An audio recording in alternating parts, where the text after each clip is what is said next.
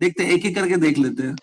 Suppose circuit which contain only resistance, आपको याद होगा अगर सर्किट में ओनली रेजिस्टेंस कनेक्टेड है तो याद है आपको ई और आई सेम फेज में होते हैं। ये सपोज ई का फेजर है और ये आई का फेजर है, देखो दोनों सेम फेज में होते हैं, तो ई और आई के बीच में जीरो एंगल बनेगी ना फेजर्स में, तो एंगल जीरो होती है अगर ओनली आर है, तो यहां पे आप एंगल जीरो डालेंगे, फिर it will become cos of 0 degree. How much is cos of 0?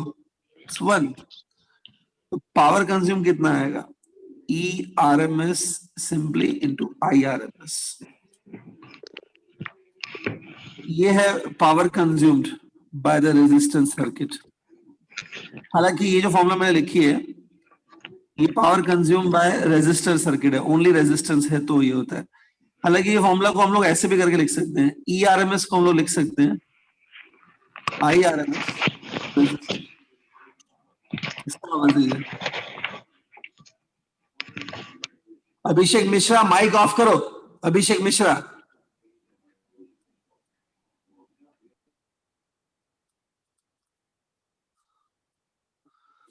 E R M S को हम लोग लिख सकते हैं I R M S into R करके।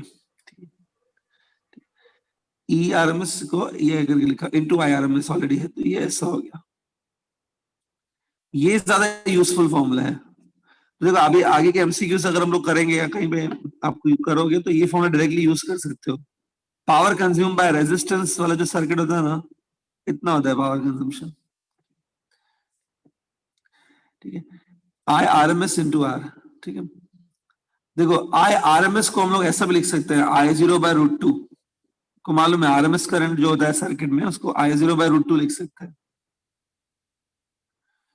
तो ये देखो it is I zero square R divided by 2। तो देखो अगर आप आरएमएस के फॉर्म में लिख रहे हो, जो कि लिखना चाहिए वैसे, आरएमएस के फॉर्म में लिखोगे तो it is simply I square into R. लेकिन अगर पीक करंट से लिखना चाहते हो in the form of peak current तो it is I zero square R लेकिन डिवाइड बाय 2।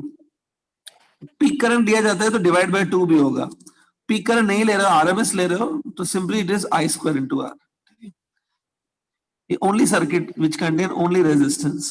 अगर सर्किट में ओनली इंडक्टर है, ओनली कैपेसिटेंस है, ये देखो ये वाला, तो आपको याद होगा एल और सी जो दोनों होते हैं इन सर्किट विच कंटेन एल और सी, इन सर्किट में क्या होता है ईएमएफ कभी लीड करता है कभी करंट लीड करता है, लेकिन 90 डिग्री से लीड करता है।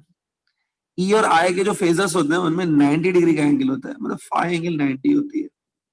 किसमें? Circuit which contain only inductors और ओनली कैपेसिटेंस, फाई एंगल 90 बनेगी उसमें। ये कॉस ऑफ 90 डिग्री डालेंगे, पावर कंजम्पशन 0 आएगा। कल भी ये बताया था कि इंडक्टर और कैपेसिटर पावर कंज्यूम नहीं करते हैं। सर्किट में अगर प्योरली इंडक्टर है और प्योरली कैपेसिटेंस है, पावर कंजम्पशन 0 होता है। ठीक है, ये थोड़ी चीजें याद रखो रिलेटेड टू पावर, ठीक है, देख लो एक बार।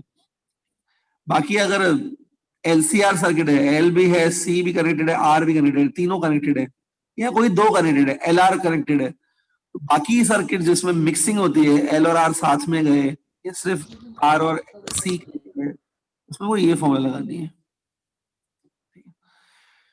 तो ये ऑलरेडी हो चुका है, जस्ट थोड़ा सा ध्यान में रखो इन चीजों, जस्ट क्विकली रिवाइज कर दिया मैंने।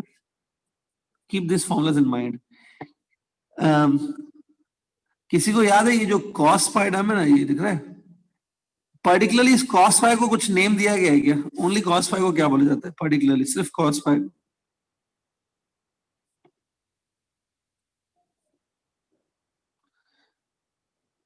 Yes, as expected. फिर से आकांक्षा नहीं पहले आंसर दिया, बाकी लोग, देविका ने आंसर दिया अभी। पावर फैक्टर कहते हैं इसको।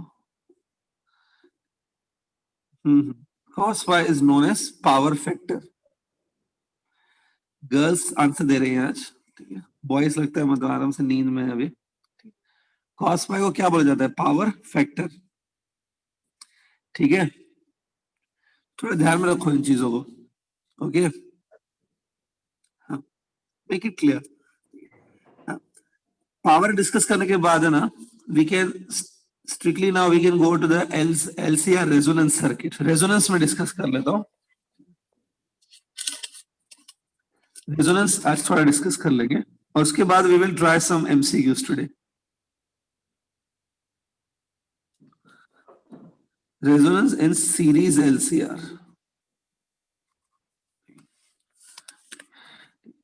सीरीज एलसीआर सर्किट में डिस्कस नहीं कर रहा हूं, एक एक चीज सब डिस्कस करेंगे तो टाइम नहीं बचेगा मुझे। तो एलसीआर डिस्कस नहीं कर रहा हूं, सीधा उसका रेजोनेंस डिस्कस कर लेते हैं। एलसीआर रेजोनेंस, ठीक है, लेट्स डिस्कस। ठीक है, देखो एलसीआर सर्किट क्या होता है वो तो आपको याद होगा, आई एम श्योर। एक रेजिस्टेंस सपोज कनेक्टेड है, एक कैपेसिटेंस कनेक्टेड है और इंडक्टर कनेक्टेड है, लाइक दिस। ये सर्किट को एलसीआर सर्किट कहते हैं। ठीक है, इसमें एल मैंने पहले लगाया, ऐसा जरूरी नहीं है, आप पहले रेजिस्टेंस लगा सकते हो, पहले कैपेसिटर लगाओ, एल बाद में लगाओ, सब चलता है, ऑर्डर कोई इंपॉर्टेंट नहीं होता है। एलसीआर से कनेक्टेड है, इसमें एसी करंट पास होगा through all this three element, तीनों में से पास होगा, एसी करंट पास होता रहेगा। It keeps on changing direction, current हमेशा डायरेक्शन चेंज करता रहता है, ऐसा कोई फिक्स्ड डायरेक्शन नहीं होता है एसी करंट का। इसलिए देखो मैं आपको जब एक्सप्लेन करता हूँ, मैं देखो ऐसे करंट का डायरेक्शन बना रहा हूँ, ठीक है, करंट का डायरेक्शन नहीं बनाया तो भी चलता है, क्योंकि ये करंट डायरेक्शन बार बार चेंज करता रहता है। ठीक है, even if you don't draw the arrows it's okay, it is valid. तो ये मैंने बना दिया। अब देखो वोल्टेज अक्रॉस जो इंडक्टर है, voltage across inductor it is EL, voltage across capacitor it is EC, end voltage across resistance it is ER. ये जो वोल्टेजेस है ना तीनों के अक्रॉस, ये वोल्टेजेस भी अल्टरनेटिंग होते हैं, they keeps on changing, alternating voltages होते हैं, कीप्स ऑन चेंजिंग। ठीक है, इसलिए हम लोग इन सारे वोल्टेजेस जो दिख रहे हैं हमको ईएल ईसी ईआर, इनके हम लोग फेजर्स बनाते हैं। फेजर्स बना के हम लोग जब सॉल्व करते हैं, पूरा मतलब फेजर वगैरह है, फेजर बना के जब सॉल्व करते हैं ना तो अल्टीमेटली एक फॉर्मूला बनती है। सी दिस फॉर्मूला मैं डायरेक्टली दे रहा हूँ, E which is a total voltage applied, total voltage is given by root of ER square plus EL minus EC the whole square। ये फॉर्मूला हमने बनाई है पहले, थोड़ा ध्यान में रखो इस फॉर्मूला को। ठीक है, ओके, ये फॉर्मूला है टोटल वोल्टेज निकालने की। ठीक है, Z is the impedance of this circuit. Z is given by this formula. Impedance is given by the root of R square plus XL minus XC the whole square. ये formulas बनाई है ना सब। हाँ, Z को impedance बोलते हैं। ठीक है, अब इम्पीडेंस का क्या यूज होता है, देखो अगर आप ऐसे करोगे, देखो ये सपोज टोटल ईएमएफ है of the circuit, total EMF it's a total EMF divide by Z करोगे, Z is like a resistance, total EMF by total resistance करोगे तो IRMS, ये Z is given by ERMS upon IRMS, ये भी एक formula है। पहले तो स्टूडेंट एक काम करो, रेजोनेंस डिस्कस करने से पहले ये तीनों फॉर्मूलास देखो अच्छे से, थोड़ा ध्यान में रखो इनको। ठीक है, तो आई एम श्योर ये सब डिस्कस हुआ है पहले क्लास में, just have a look at them, थोड़ा अपने दिमाग में रखो इन फॉर्मूलास को हमेशा के लिए। ठीक है, हाँ ये सब डिस्कस हुआ है पहले भी। चलो अभी मैं रेजोनेंस की तरफ बढ़ रहा हूँ अभी। तो एलसीआर सर्किट इसी को बोलते हैं, दिस इज एलसीआर सर्किट। अब रेजोनेंस में क्या करना है, ध्यान से देखो। सी जो इम्पीडेंस मैंने लिखी है Z, उसको हम लोग लिखेंगे R स्क्वायर प्लस XL को हम ऐसा लिख सकते हैं ओमेगा इंटू L, और ये XC जो है ना, XC को लिख सकते हैं 1 अपॉन ओमेगा C, ऐसे भी लिखा जा सकता है। XL और XC जो मैंने लिखे हैं ना, उसमें से कभी कभी XC भी बड़ा होता है, कभी XL बड़ा होता है, कोई भी बड़ा हुआ आप बड़े में से छोटा सब्ट्रैक्ट कर सकते हो, XC माइनस XL भी कर सकते हो, इट डजंट मैटर। तो ये फॉर्मूला है, it is the impedance of the circuit. अब ओमेगा L लिखा है ना, ओमेगा को हम लोग 2 पाई इंटू फ्रीक्वेंसी लिख सकते हैं, ओमेगा को L, यहां पर भी ओमेगा को हम लोग 2 पाई इंटू फ्रीक्वेंसी लिखा जा सकता है।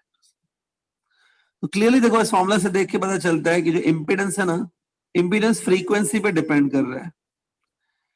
देखिए ये फ्रीक्वेंसी किसकी है, it's a frequency of the applied voltage. ये देखो ये जो वोल्टेज है ना, जो आपने अप्लाई किया है, it can be called as applied voltage. Applied voltage की फ्रीक्वेंसी होती है, देखो ये ओमेगा ना, जो यहाँ पे, यहां से ही ओमेगा सारी इक्वेशंस में आता है, यही सेम ओमेगा बाकी इक्वेशंस में आता है। ये ओमेगा को आप 2 पाई एफ लिख सकते हो। F is the frequency of this alternating voltage. Frequency voltage की होती है। तो क्लियरली दिखता है कि जो ये इम्पीडेंस है ना, impedance depends on the frequency of the applied voltage. ठीक है, सपोज हम लोग ने ये जो फ्रीक्वेंसी है, किसकी फ्रीक्वेंसी है? अप्लाइड वोल्टेज की, या फ्रीक्वेंसी ऑफ, मैं बोल सकता हूँ ई अप्लाइड ईएमएफ की। अगर फ्रीक्वेंसी ऑफ अप्लाइड ईएमएफ को हम लोग चेंज करेंगे, फ्रीक्वेंसी को हम लोग चेंज करेंगे तो इम्पीडेंस भी चेंज होगा।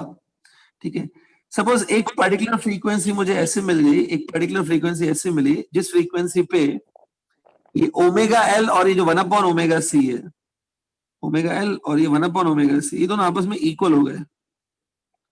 जिस फ्रीक्वेंसी पे ये दोनों इक्वल हो जाते हैं, omega L and 1 upon omega C दोनों आपस में इक्वल हो गए, ये दोनों इक्वल हो गए।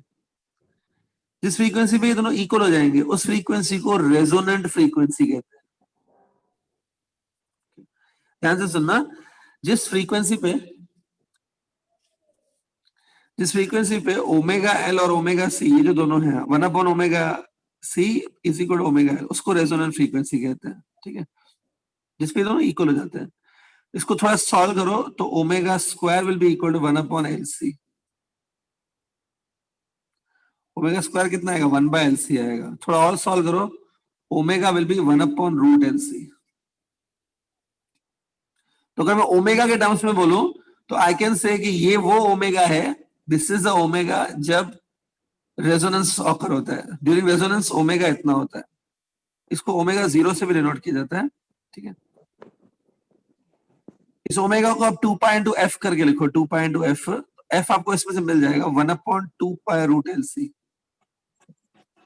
इसमें से यही मिलेगा ना।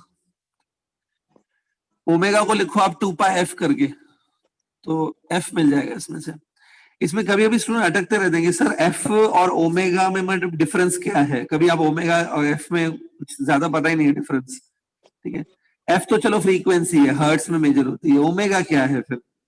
देखो, अगर मैं एकदम सिंपल कर दूं तो एफ और ओमेगा लगभग एक जैसे ही होते हैं।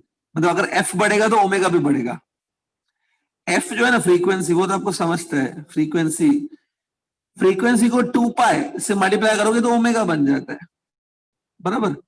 तो ओमेगा और एफ लगभग एक जैसे हैं। अगर ओमेगा इंक्रीज होगा तो एफ भी इंक्रीज होगा, वाइस वर्सा। फ्रीक्वेंसी डिक्रीज होगी तो ओमेगा भी डिक्रीज होगा। आप कभी भी सपोज आप ग्राफ प्लॉटिंग कर रहे हो, उसमें फ्रीक्वेंसी प्लॉटेड है, फ्रीक्वेंसी की जगह अगर ओमेगा भी प्लॉट किया तो कुछ ज्यादा फर्क नहीं पड़ेगा, ग्राफ की शेप सेम ही रहेगी। ठीक है, अगर ग्राफ में एफ अगर इंक्रीज हो रहा है तो ओमेगा भी इंक्रीज ही होगा। ओमेगा और एफ लगभग एक जैसे हैं, खाली दोनों में ना 2 पाई का डिफरेंस है। फ्रीक्वेंसी को आप 2 पाई से मल्टीप्लाई कर दो तो एफ बन जाता है, ओमेगा बन जाता है। ओमेगा और एफ दोनों को आप रेजोनेंट फ्रीक्वेंसी बोल सकते हो। ये दोनों रेजोनेंट फ्रीक्वेंसी की फॉर्मूला है। ये ओमेगा के टर्म्स में है और ये एफ के टर्म्स में है, दोनों चलते हैं। दोनों फॉर्मूला थोड़ा ध्यान में रखो। ये वो फ्रीक्वेंसी है जिसपे रेजोनेंस ऑकर होता है। अब ड्यूरिंग रेजोनेंस क्या होता है, आपने ऑलरेडी डिस्कस किया है। During resonance omega L become equal to omega C, ये दोनों देखो इक्वल हो जाते हैं।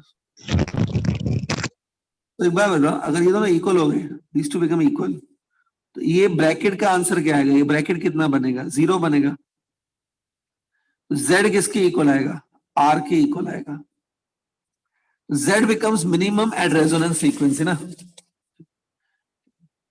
At this frequency, जब आपकी फ्रीक्वेंसी इतनी होती है, ये वाली रेजोनेंट फ्रीक्वेंसी बोलते हैं इसको, F0 लिखो। इस फ्रीक्वेंसी पे मैंने क्या बताया? Omega L become equal to 1 upon omega C. इससे क्या होता है? Z मिनिमम हो जाता है, Z become this much R। ये चीजें ध्यान में रखो, इंपेडेंस मिनिमम हो जाता है। अब आपको एक फॉर्मूला याद होगी, मैंने बताई थी, E RMS of the circuit divided by Z is equal to I RMS, है? तो एक बात बताओ, अगर Z ही मिनिमम हो चुका है, Z has gone to minimum value, तो करंट क्या हो जाएगा उस टाइम पे? मैक्सिमम। तो इस पॉइंट पे क्या होता है? Current becomes maximum. करंट बढ़ता है, उसकी आरएमएस वैल्यू बढ़ती है बेसिकली। सर्किट में करंट ज्यादा फ्लो होता है, वैल्यू इंक्रीज हो जाती है करंट की, लेकिन करंट अल्टरनेटिंग ही रहता है, उसकी वैल्यू बढ़ जाती है, क्योंकि करंट बढ़ गया तो मतलब उसकी आरएमएस वैल्यू भी बढ़ती है, आरएमएस वैल्यू बढ़ जाती है। तो Z लेकिन किसकी इक्वल है, R के इक्वल है ना, during resonance Z is equal to R ना, so it is E RMS divide by Z की जगह तुम R लिख सकते हो। तो अगर कोई पूछे कि calculate the current during resonance, कोई पूछे ना करंट कैलकुलेट करो during resonance, so this is a formula to calculate the current during the resonance. I hope आप जो जो न्यू पॉइंट्स दिख रहे हो नोट कर रहे हो, आई होप सो। ये है करंट ड्यूरिंग रेजोनेंस। अगर कोई पूछ ले कि पावर फैक्टर कैलकुलेट करो ड्यूरिंग रेजोनेंस, पावर फैक्टर को याद है, कॉस फाई को बोलते हैं। कॉस फाई की एक फॉर्मूला ये होती है, आर बाय जी होती है, याद है, power factor is given by R by Z. अब यहाँ पे मतलब आर और जी इक्वल है ना, जेड और आर इक्वल है, तो ये दोनों कैंसिल हो जाएंगे। पावर फैक्टर 1 होता है during resonance, PF power factor is 1 during resonance, ठीक है। अगर मतलब कॉस फाई इक्वल टू 1 है, मतलब फाई एंगल 0 डिग्री हो गया ना, फाई एंगल 0 होगा ना, कॉस 0 इज 1 ना, फाई 0 मतलब ई और आई सेम फेज में होते हैं। ड्यूरिंग रेजोनेंस ऐसा होता है कि जो सर्किट है उसमें फाई एंगल 0 होती है, मतलब ई और आई दोनों सेम फेज में होते हैं। ये जो सर्किट है ना, रेजिस्टिव सर्किट की तरह काम कर रहे हैं ना, रेजिस्टिव सर्किट में होता है ना ई और आई सेम फेज में। ये सब जो चीजें मैंने लिखी हैं ध्यान से देखो, this all things happen during resonance. Resonance के समय ये सब चीजें होती हैं, ठीक है। पहले ये आप क्लियर कर लो, फिर मैं कुछ और चीजें बताता हूँ। इसमें कुछ डाउट है और कोई चीज नहीं समझ में आ रही है, रिपीटेशन चाहिए, चीज का समझ में नहीं आ रहा तो बोलो please. Is there any doubt in this?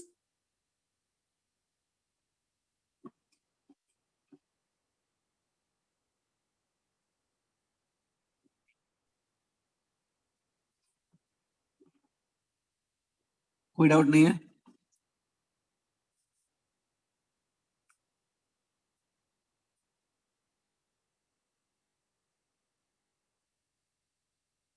Okay, very clear.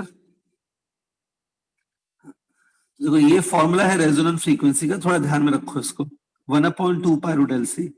अगर तुम ओमेगा के टर्म्स में लिखना चाहते हो कोई बात नहीं, एफ की जगह ओमेगा लिखा तो भी चलेगा, ओमेगा इतना होता है,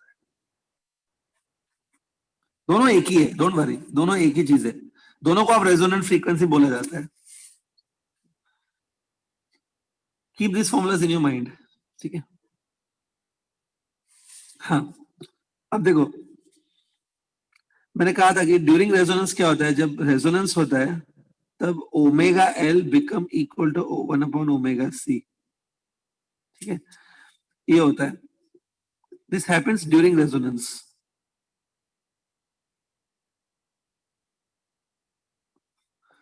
मतलब ये रेजोनेंट फ्रीक्वेंसी पे होता है, this happens at a resonant frequency.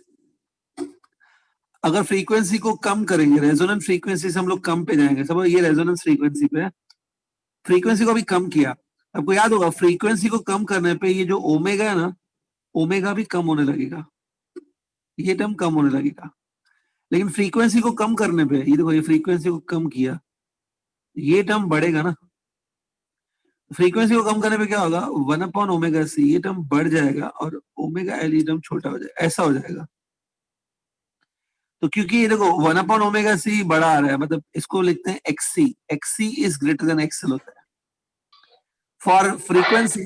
अगर फ्रीक्वेंसी लेस देन रेजोनेंस है तो देखो ऐसे आप कैलकुलेट कर सकते हो, एक्सी ग्रेटर देन एक्सएल होता है। जब एक्सी बड़ा है ना एक्सएल से, तो इसको कैपेसिटिव सर्किट कहते हैं, कैपेसिटिव। तो कम फ्रीक्वेंसीज के लिए कैपेसिटिव सर्किट, मतलब circuit behaves like a capacitive circuit, X C बड़ा होता है एक्सएल से। सिमिलरली अगर आप फ्रीक्वेंसी को बढ़ाओगे, मतलब ये रेजोनेंस से आगे चले जाओ, go for more frequency than resonance, frequency को बढ़ाओ, फ्रीक्वेंसी बढ़ाने पे देखो ये बढ़ेगा, उल्टा इफेक्ट होगा ना भाई, एक्सएल बड़ा हो जाएगा एक्ससी से, सर्किट किसकी तरह काम करेगा, एक्स एल बड़ा है ना, जब एल बड़ा होता है तो सर्किट को इंडक्टिव सर्किट की तरह काम करेगा, it will behave like a circuit which contain inductance. लेकिन रेजोनेंस के टाइम पे क्या होता है, रेजोनेंस पे ये दोनों इक्वल होते हैं, एक्सएल एक्स आर इक्वल, तो they cancel each other, Z equals to R होता है ना ड्यूरिंग रेजोनेंस, तो इसको बोलते हैं सर्किट बिहेव्स लाइक अ रेजिस्टिव सर्किट। तो LCR सर्किट जो है वो तीनों की तरह काम करता है।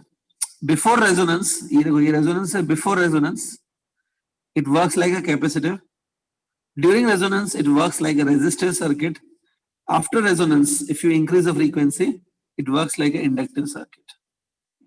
थोड़ा ध्यान में रखो इस चीजों को, कुछ डाउट है तो पूछो प्लीज।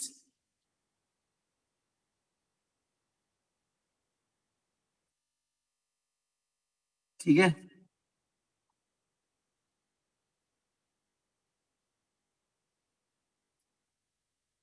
ओके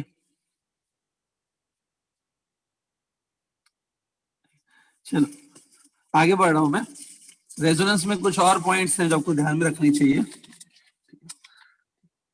रेजोनेंस में कुछ चीजें और हैं वो जो आपको एंट्रेंस के लिए ध्यान रखनी चाहिए, वो मैं बताता हूँ। Bandwidth and the Q factor,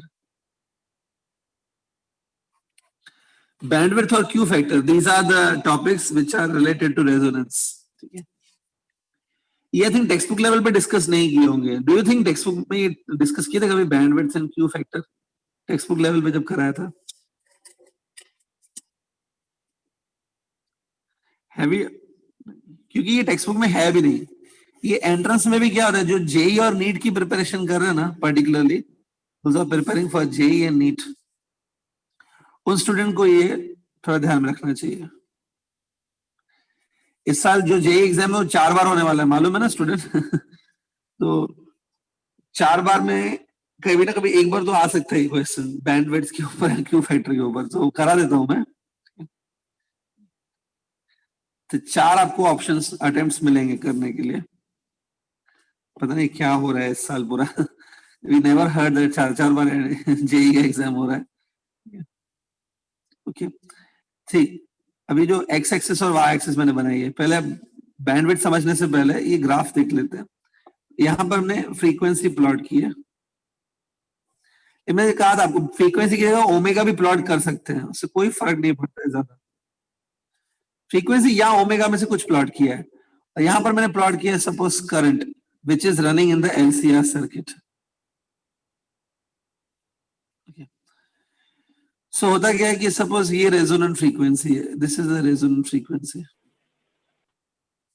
ठीक है, तो ये जो रीजन हुआ ये वाला, it's a region lesser than resonant frequency, और ये वाला region more than resonant frequency. तो आपको याद होगा जब एग्जैक्टली रेजोनेंट फ्रीक्वेंसी पे हम लोग पहुंचते हैं, in the frequency of applied voltage becomes equal to resonant frequency, exactly यहाँ पे फ्रीक्वेंसी पहुंची। Suppose this is frequency of your applied voltage. तो देखो यहाँ पे अगर हम लोग हैं, मतलब फ्रीक्वेंसी काफी कम है, जैसे जैसे फ्रीक्वेंसी बढ़ेगी जब यहाँ पे पहुंचेंगे, आपको याद होगा during resonance current become maximum, impedance become minimum.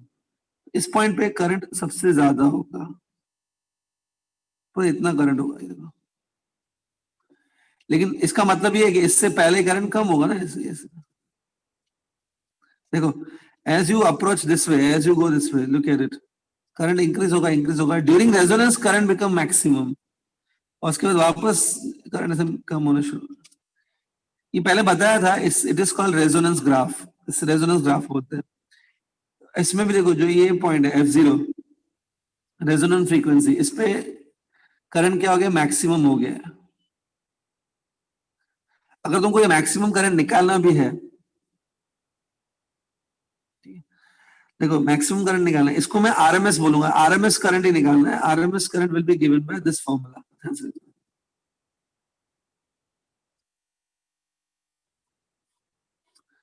Actually में it should be E upon Z होना चाहिए, Z तो R के इक्वल होता है ना, Z और R इक्वल होते हैं, ये हो गया। ये है आपका current during the resonance, maximum current. अब देखो यहां पर सपोज ये 2 पॉइंट्स में ले रहा हूं, ध्यान से देखो, ये पॉइंट मैंने लिए, इस पे जो फ्रीक्वेंसी है वो लेसर देन रेजोनेंस है, और ये जो पॉइंट लिए इस पे जो फ्रीक्वेंसी है ये देखो, ये it is more than resonance. लेकिन इन दोनों पॉइंट्स की क्या खास बात है, इन दोनों पॉइंट्स पे करंट सेम है। सपोज ये जो करंट है ना कितना है, इट इज जो ये मैक्सिमम करंट है ड्यूरिंग रेजोनेंस, जो ये मैक्सिमम करंट है इसका 1/√2 टाइम्स है। अब कुछ स्टूडेंट ये सोच रहे होंगे सर ये IMX/√2 लिखा है मतलब ये RMS करंट है। नहीं, ये सारे करंट जो मैंने लिखे हैं सबके सब RMS है। रेजोनेंस के टाइम पे जो करंट मिल रहा है ना, रेजोनेंस के टाइम पे जो करंट मिल रहा है उस करंट का ये 1/√2 टाइम्स है। ये दो पॉइंट्स है जहां पे current is 1/√2 times of maximum current during resonance. ये जो दोनों पॉइंट्स है ना, ये दोनों पॉइंट्स पे फ्रीक्वेंसीज होंगी F1 और F2। F2 फ्रीक्वेंसी जो है वो रेजोनेंस से ज्यादा है और F1 जो फ्रीक्वेंसी है वो रेजोनेंस से कम है। ये वो दो फ्रीक्वेंसीज हैं जहां पे करंट जो हमको मिल रहा है, current is 1/√2 times of the peak current which we got at resonance. अगर यही जो ग्राफ है एक्स एक्सिस पे मैं फ्रीक्वेंसीज की जगह ओमेगा प्लॉट करूं तो कुछ खास फर्क नहीं आएगा, सेम ही ग्राफ आएगा। अगर ओमेगा प्लॉट करोगे तो ये ओमेगा 1 है, ये वाला जो है वो ओमेगा 2 है, और रेजोनेंस जहां पे ऑकर हुआ रेजोनेंस पे इट इज ओमेगा 0। तो ओमेगा 2 सबसे बड़ा है, ओमेगा 1 जो है सबसे छोटा है। आपको दिख रहा है वैल्यू में सबसे बड़ा कौन सा वैल्यू रहेगा? ओमेगा 2 बड़ा है सबसे। ऐसा है क्या? देखो बराबर ना, ग्राफ से यही दिख रहा है। इसमें जो ओमेगा 2 माइनस ओमेगा 1 है ना, मतलब ये जो दो फ्रीक्वेंसीज है ओमेगा 2 और ओमेगा 1, इन दोनों के बीच का जो डिफरेंस है देखो, ओमेगा 2 माइनस ओमेगा 1, ये जो डिफरेंस है दोनों फ्रीक्वेंसीज का, इसको मैं देखता हूं डेल्टा ओमेगा से। इसी को बोलते हैं bandwidth. This is known as bandwidth of LCR circuit. LCR circuit का बैंडविड्थ ये रहता है ओमेगा 2 माइनस ओमेगा 1। देखो ये जो हायर ओमेगा है या ये जो हायर फ्रीक्वेंसी है जिसपे करंट 1/√2 टाइम्स है, और जो लोअर ओमेगा है ओमेगा 2 और ओमेगा 1 में जो डिफरेंस है उसी को बैंडविड्थ कहते हैं। This is a bandwidth.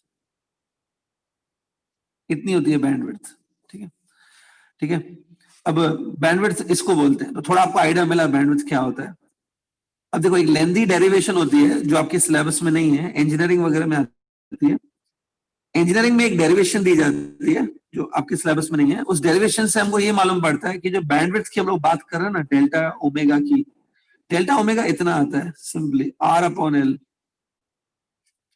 Resistance of the circuit divided by inductance. R/L होता है बैंडविड्थ की वैल्यू। बैंडविड्थ इतनी आती है R/L। तो डायरेक्टली आप थोड़ा याद रखो इसको, बैंडविड्थ R/L होती है। हाँ, बैंडविड्थ इज R/L। तो ध्यान में रखो इसको। अब देखो बैंडविड्थ थोड़ा सा ध्यान में रखो इसको चीज को। बैंडविड्थ के बाद में अभी क्यू फैक्टर पे जा रहा हूँ। क्यू फैक्टर देखो, ये जो रेजोनेंस का शेप है ना, जितना ये शेप शार्प होता जाता है, as the shape of this curve become sharper and sharper, उतना हम लोग मानते हैं कि रेजोनेंस अच्छी क्वालिटी का है। देखो एक यहाँ पे एग्जाम्पल दे रहा हूँ।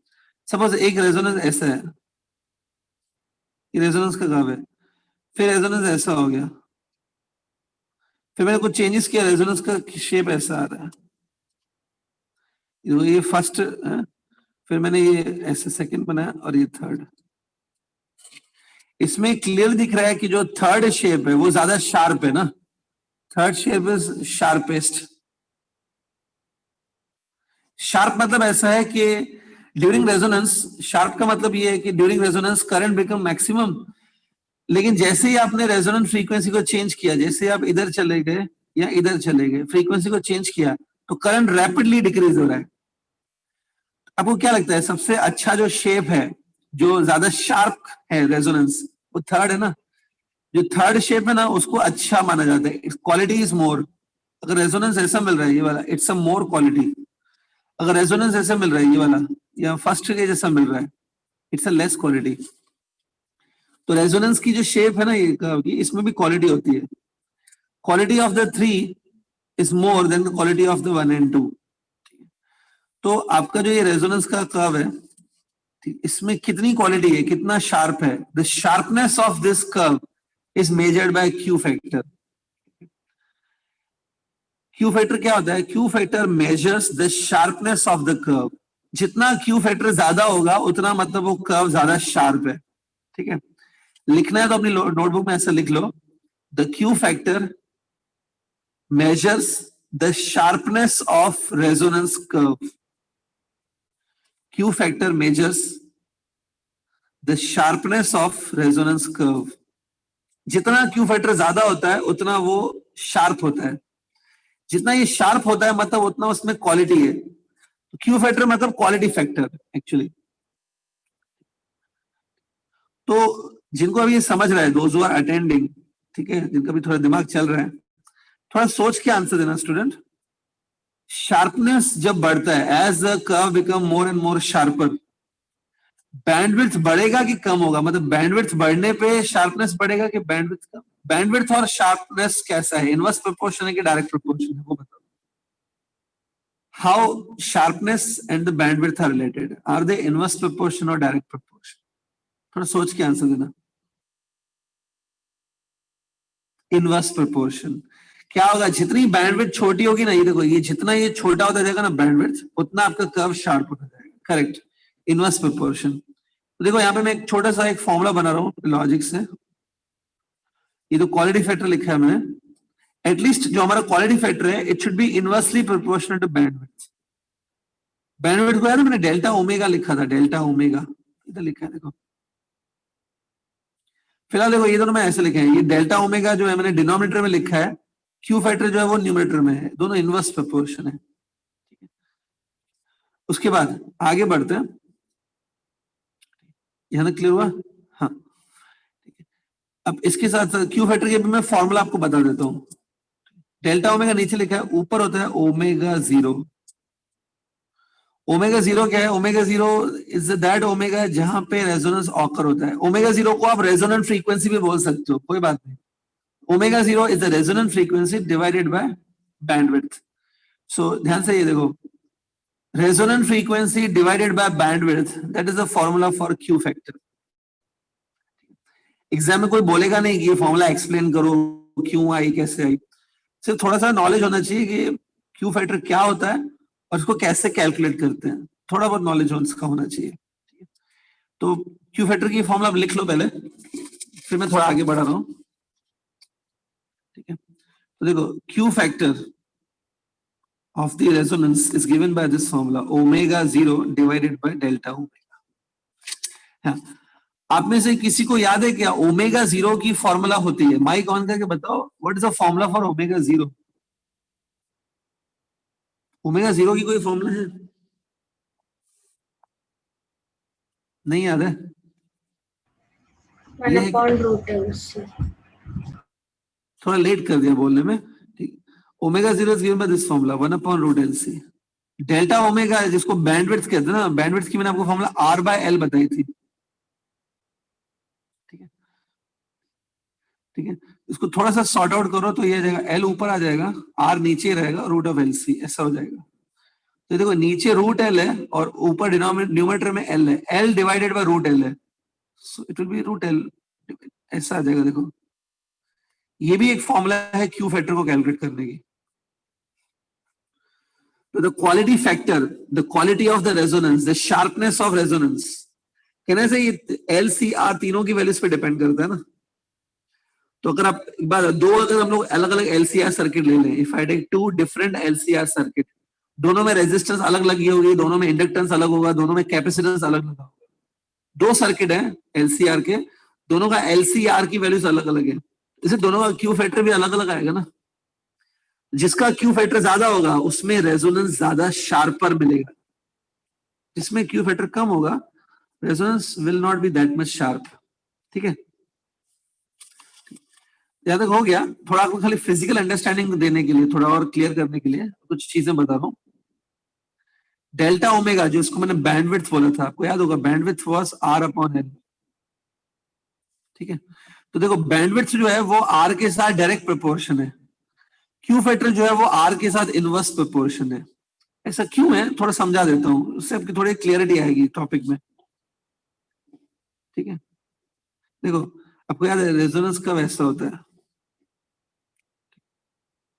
ठीक है, अब क्या होता है देखो, अगर तुम रेजिस्टेंस को सपोज कम करोगे ना, सपोज ये देखो, if you take resistance less, resistance को कम ले लो सर्किट में, जैसे से तुम रेजिस्टेंस कम करोगे ना, तो जो करंट होता है ना, करंट ड्यूरिंग रेजोनेंस वो बढ़ेगा।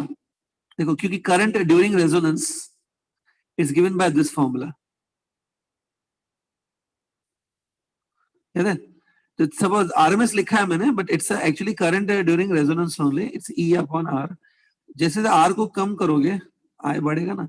तो सपोज ये देखो, यहाँ पे मुझे ये आई मिल रहा है, एक मिनट, ये देखो, ये मुझे करंट मिल रहा है।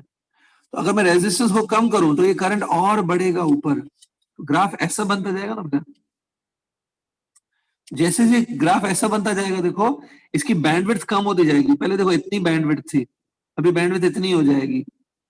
देखो बैंडविड्थ कम हो गई जब करंट बढ़ेगा, और करंट कब बढ़ेगा? जब रेजिस्टेंस कम होती जाएगी। देखो रेजिस्टेंस कम करने पे, वापस बोल रहा हूँ, रेजिस्टेंस कम करने पे करंट बढ़ेगा, करंट बढ़ेगा, बैंडविड्थ कम होगी। तो इसका मतलब है रेजिस्टेंस कम करने पे बैंडविड्थ भी कम हो जाती है। इसलिए बैंडविड्थ जो है it is directly proportional to resistance. ये देखो, ठीक है। तो रेजिस्टेंस कम करने पर बैंडविड्थ कम होती जाएगी, करंट ऐसे बढ़ेगा, और जैसे जैसे बैंडविड्थ कम होती जाएगी करंट बढ़ता जाएगा। ये कर्व ज्यादा शार्प होता जाएगा ना, शार्प होता जाएगा मतलब क्वालिटी फैक्टर बढ़ेगा, इसका क्वालिटी बढ़ेगी। तो जैसे जैसे रेजिस्टेंस कम करते हो क्वालिटी बढ़ती है। आर और क्यू इनवर्स प्रोपोर्शन, ठीक है। Clear with this things? थोड़ा बहुत ध्यान में रखो इन फॉर्मूलास को, ठीक है। रेजोनेंस भी अपने आप में काफी बड़ा टॉपिक है, ये सब चीजें मैंने बता दी, ठीक है। क्लियर? एक छोटा सा टॉपिक बाकी है जो हम लोग देखते हैं नेक्स्ट लेक्चर में, आराम से कर लेंगे। छोटा टॉपिक यही है, एप्लीकेशन ऑफ रेजोनेंस सर्किट। ये देखते हैं हम लोग नेक्स्ट लेक्चर में, आराम से करेंगे। एप्लीकेशन ऑफ सीरीज रेजोनेंस, ये रेजोनेंस सर्किट कहाँ कहाँ यूज होते हैं, एप्लीकेशंस इसके। लेकिन आई होप आज जो बताया ये क्वालिटी फैक्टर और बैंडविड्थ की फॉर्मूलास क्लियर है। कुछ नोट करना तो कर लेना, ये पहले वाला पेज है। क्लियर?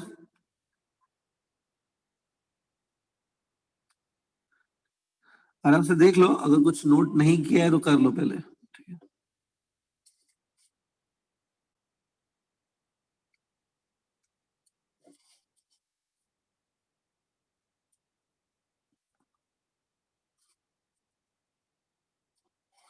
तो ये ले लो अभी।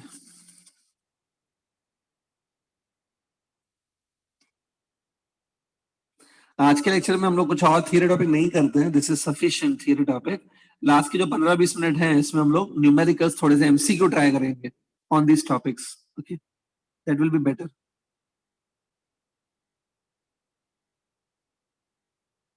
सो I hope it is completed.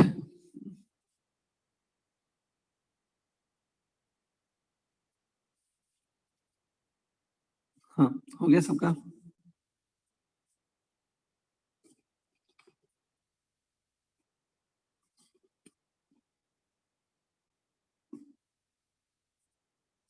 Okay, काम करते स्टूडेंट, कुछ अभी एमसीक्यू ट्राई करते हैं, दैट इज बेटर नाउ।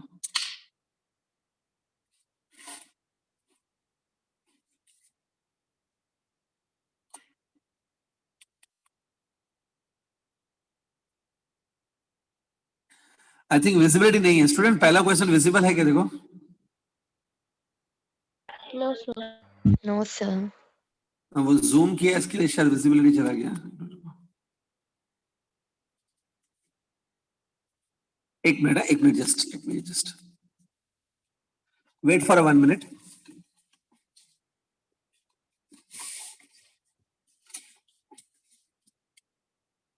अब देखो, हाँ सर, ठीक है सर।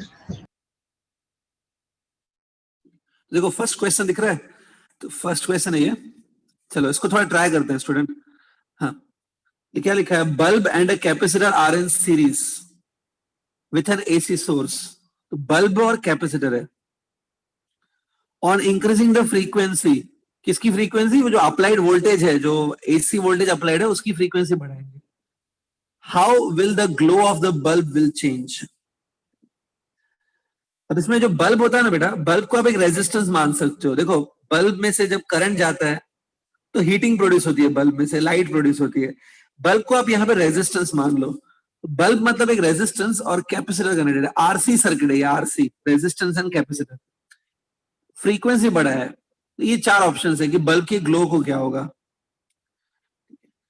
आपको मैं 1 मिनट का टाइम दे रहा हूँ. I am giving you 1 minute time. थोड़ा सोचो इसका ऑप्शन. किसी को आंसर आ गया ए बी सी डी तो मुझे बताओ. Try for 1 minute.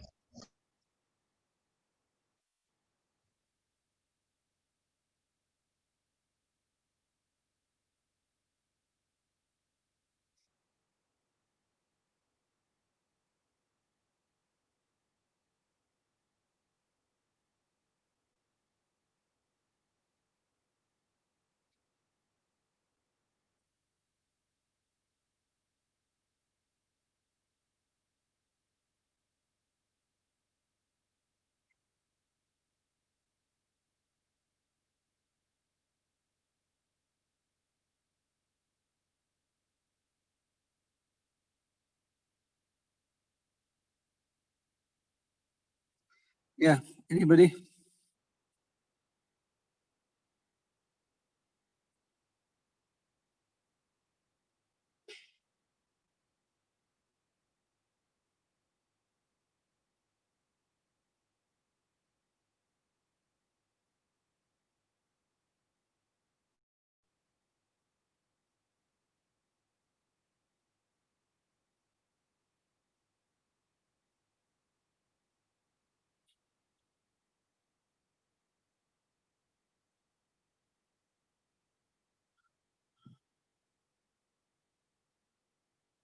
ओके, नहीं आ रहा है आंसर. तो मुस्कान इज सेइंग बी ऑप्शन, मतलब ग्लो विल इंक्रीज. बल्ब ज्यादा ब्राइटली ग्लो होगा. इसका आंसर गिवन बाय मुस्कान.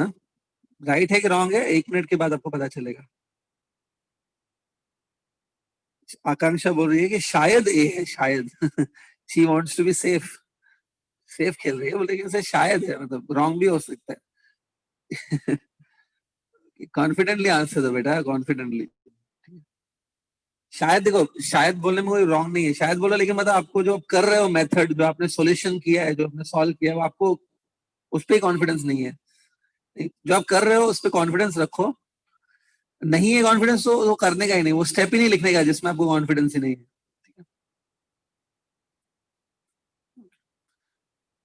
हाँ, तो स्टूडेंट चलो मैं अभी इसका आंसर बता रहा हूं. इसका आंसर है बी, सेकंड ऑप्शन. मुस्कान ने राइट दिया था. बी ऑप्शन है इसका. Bulb glow will increase. ठीक है. देखना है ये कैसे हुआ. बता दो कैसे होता है बल्ब इंक्रीज, कैसे हुआ glow.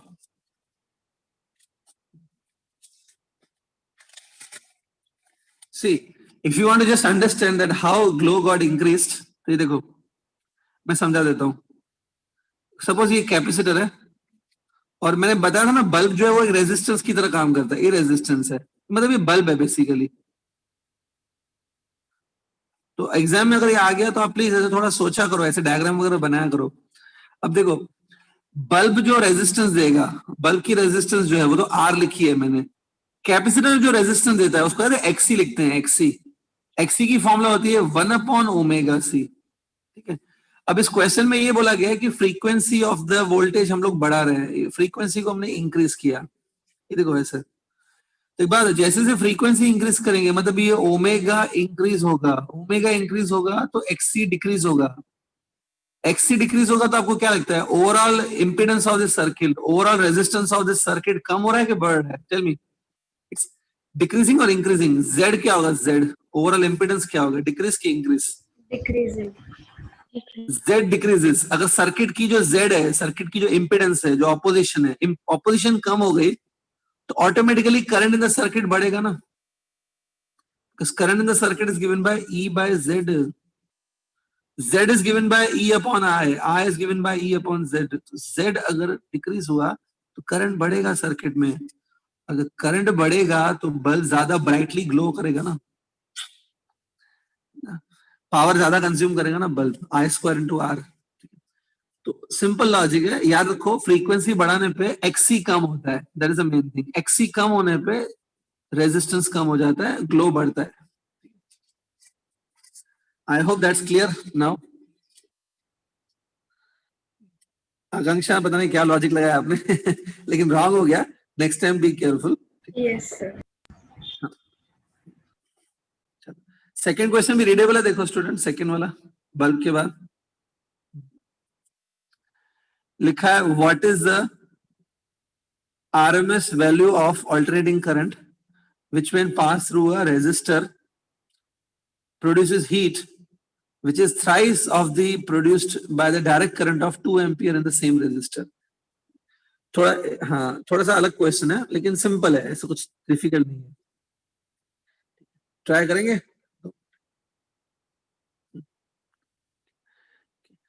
Student try it for 1 minute, उसके बाद मैं आंसर बताऊंगा। जिसको आंसर आ रहा है बताओ मुझे।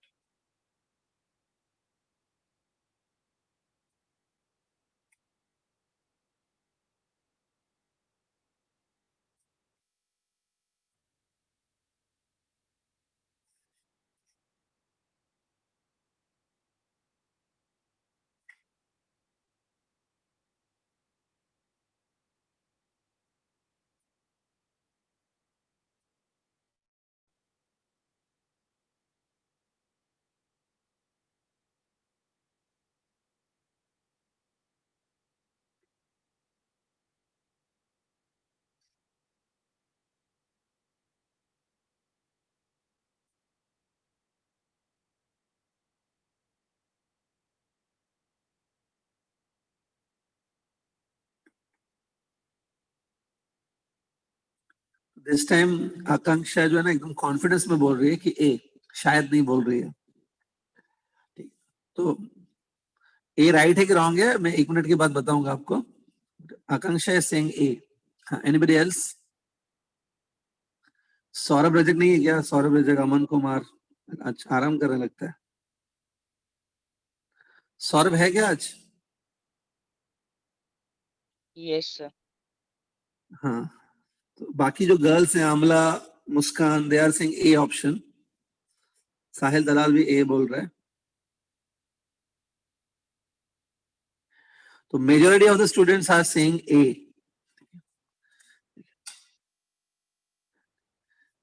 हाँ, किसी को और कुछ बोलना है? Anybody wants to answer?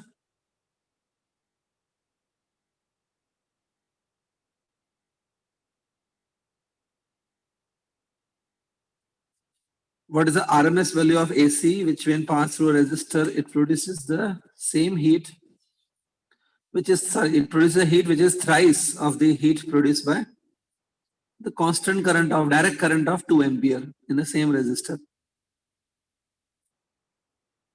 ठीक है, ओके, या नोबडी वांट्स टू आंसर ना? सबका आंसर 6 एम्पियर है। Yes. सौरभ कुछ बोलना है आपको? 6 एम्पियर आपका आंसर कि नहीं आ रहा है कुछ करना? आई थिंक नहीं आ रहा है सौरभ को। नहीं आ रहा है। ठीक है, गुड, कोई प्रॉब्लम नहीं, लेकिन अभी मैं सिखा रहा हूँ, ध्यान से देखना।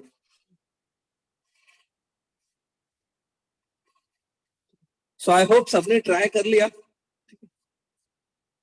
अब मैं आपको राइट आंसर पहले बता देता हूँ। राइट आंसर 6 एम्पियर तो नहीं है, 6 ampere is a wrong answer. 6 ampere wrong है, ठीक है। अब देखो ये क्वेश्चन कैसे करना है, ध्यान से देखो। सी, ये देखो, पहले पहले आप एक काम करो, सपोज एक डीसी करंट है। डीसी करंट की वैल्यू कितनी दी थी? 2 एम्पियर दी थी ना, ये तो श्योर है।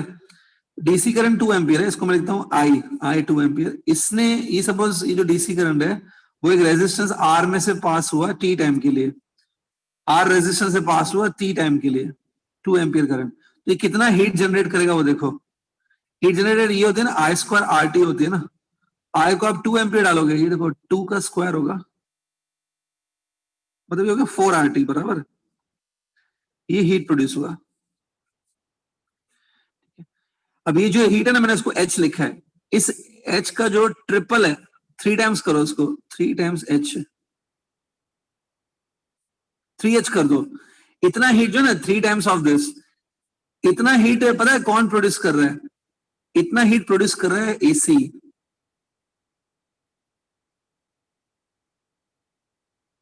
सपोज एक AC करंट है, वो उतना हीट प्रोड्यूस कर रहा है जो 3H के बराबर है। आई थिंक यही लिखा था क्वेश्चन में, नहीं? Is it so? Yes.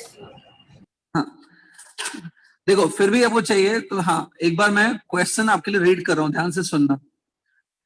What is the RMS value of AC current which when passed through a resistor produces a heat which is thrice of the heat produced by the direct current of 2 ampere? तो ये बराबर है एकदम। अब AC current वैसा है कि जो 3H प्रोड्यूस कर रहा है। अभी जो AC करंट है ना, इसकी RMS वैल्यू फाइंड करनी है, ठीक है? एक बात बताओ, ये जो AC करंट है ना, इसकी RMS वैल्यू फाइंड करनी है। सपोज इसकी जो RMS वैल्यू है वो ये है, IRMS। AC की जो RMS वैल्यू है वो IRMS है। कुछ स्टूडेंट जिनको मतलब कॉन्सेप्ट क्लियर नहीं होते हैं, वो बोलते हैं सर इसकी RMS वैल्यू 2 एम्पियर गिवन है ना, ये जो 2 एम्पियर था वो RMS वैल्यू था ना। ऐसा कुछ लिखा नहीं है, कुछ नहीं है, वो 2 एम्पियर अलग ही करंट है। तो सपोज जो AC करंट है इसकी RMS वैल्यू इधर लिखी है। आपको RMS का डेफिनेशन याद है? RMS करंट वो करंट होता है जो उतना ही हीट बनाता है जितना AC बनाता है, ऐसा था? RMS करंट वही होता है क्या कि जो RMS करंट उतना ही हीट बनाता है जितना AC से बनता है? That is called RMS current. तो एक बार RMS करंट सपोज ये मैंने लिखा है, ये कितना हीट बनाएगा? ये इतना हीट बनाएगा। देखो ये है जो हीट है ना, it's a heat produce by RMS current. लेकिन डेफिनेशन यही है कि RMS करंट वो हीट बनाता है जितना AC बनाता है। देखो AC जो है करंट है वो कितना हीट बना रहा है? 3H हीट बना रहा है। तो ये RMS करंट भी उतना ही हीट बनाएगा, 3H, तभी वो RMS बनेगा। तो I RMS square RT, it's a heat produced by RMS. It should be same as 3H. 3H. H की वैल्यू आपको याद है? H की वैल्यू ये थी 2 स्क्वायर RT ना, इधर बनाई थी 4 RT मतलब। तो दोनों साइड से RT RT कट हो जाएगा, ठीक है? ये देखो ये 4 का स्क्वायर, सॉरी ये 4 इंटू 3 12 होगा। 12 equal to IRMS square. IRMS will be root of 12। Root of 12 आपको लगता है कि कुछ 3 पॉइंट समथिंग में आएगा कि नहीं? आई थिंक 3 पॉइंट समथिंग में आएगा, 6 तो नहीं आएगा मेरे ख्याल से। रूट ऑफ 12 3 पॉइंट समथिंग में आएगा। सी द ऑप्शन, ये है आपका क्वेश्चन। कौन सा ऑप्शन हो सकता है? सी। सी आंसर है। 6 तो कतई नहीं है, ये है सी ऑप्शन है। समझा क्या? तो आई होप समझ गया। आपको किसी को अगर कुछ नोट करना है तो, अगर आपको लगता है सर ये तो मतलब कुछ अलग क्वेश्चन है मुझे नोट करना है, तो क्वेश्चन नोट कर लो, फिर मैं आपको सॉल्यूशन भी दिखा देता हूँ, वो भी नोट कर लेना। If you want please note it down.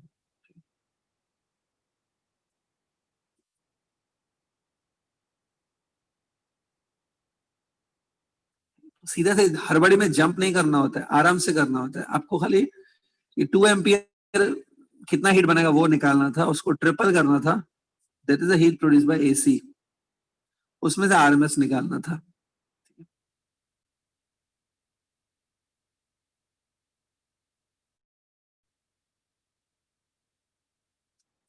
ठीक है, हो गया? तो जिनको सॉल्यूशन लिखना है सॉल्यूशन भी लिख सकते हैं, ये सॉल्यूशन है almost, this is a solution.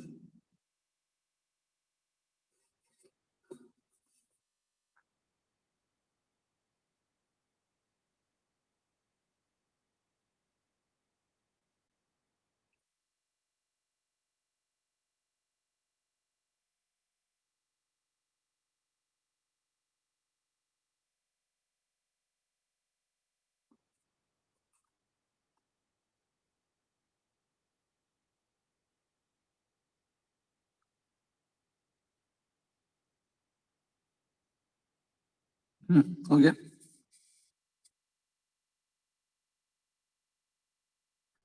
Answer is 3.46 ampere.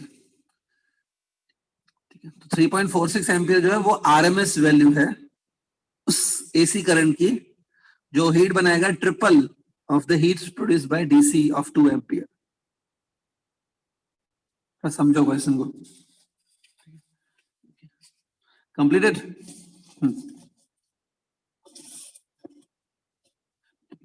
चलो एक क्वेश्चन और कर लेते हैं, आज जो टाइम है. We can do one more question. ये क्वेश्चन दिख रहा है स्टूडेंट, विजिबल है? Yes, sir. ठीक है, एक बार जल्दी से पढ़ लो, जल्दी से ट्राई कर लो इसको. Do it quickly. Third question. Capacitance given है 2.5 बाय पाई. वो 2.5 गिवन है. Capacitance is 2.5 upon pi. Resistance 3000 ohm. Series में ज्वाइंट है, मतलब ये आरसी सर्किट है. आरसी रेजिस्टेंस और कैपेसिटर कनेक्टेड है. फ्रीक्वेंसी 50 हर्ट्ज है. पावर फैक्टर निकालना है इस सर्किट का, और पावर डिसिपेटेड मतलब पावर कंज्यूम और पावर फैक्टर दोनों निकालने हैं.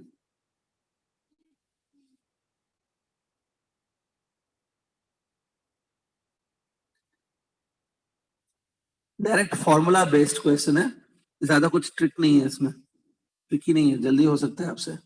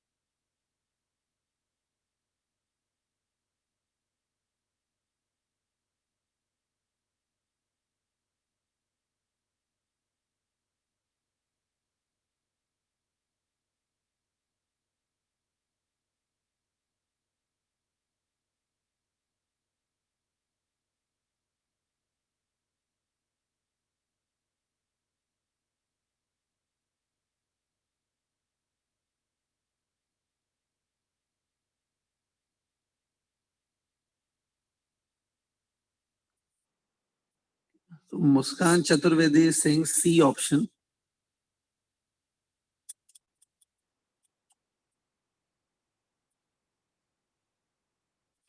मुस्कान तो सी बोल रही है, बाकी लोग?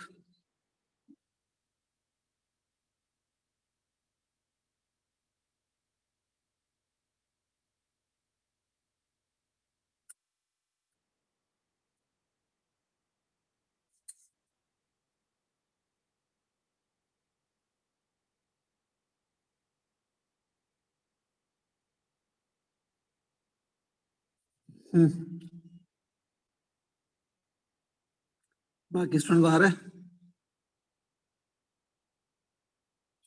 इसका आंसर सी है, करेक्ट है. C is the correct answer. Students, are you getting this answer और यू नीड एक्सप्लेनेशन? जल्दी बोलो.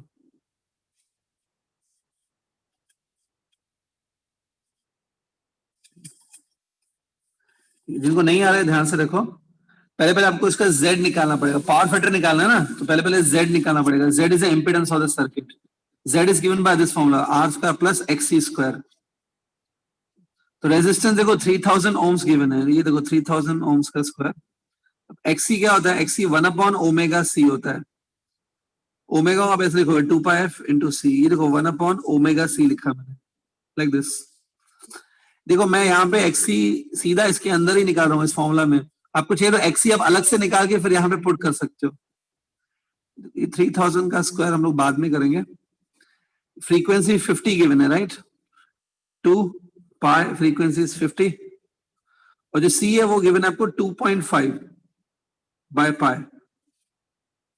ऐसा है देखो, पाई पाई gets cancel. 2 into 50 become 100. It's like 1 upon 250 का होल स्क्वायर. लेकिन आप जो एक चीज बोल रहे हो, ये माइक्रो फेराड्स में है.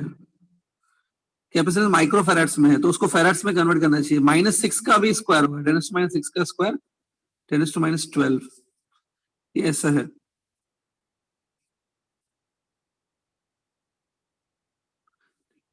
सो 10⁻12 ऊपर लेंगे, it will become 10⁻+12 only. Like 10⁻+12 divide by 250 का स्क्वायर.